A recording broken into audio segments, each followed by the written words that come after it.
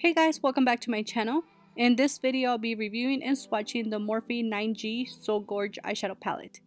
This palette was released about 2 months ago or sometime around that, and I actually purchased it when it first launched, but I ended up misplacing it. So this palette is exclusive to Ulta and you can only purchase it at ulta.com or in store. The palette has Morphe's traditional matte black plastic.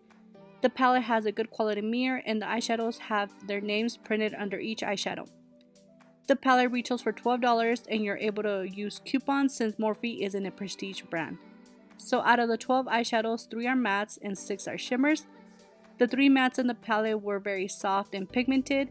I did get some kick up and fallout. They were also easy to blend and were buildable.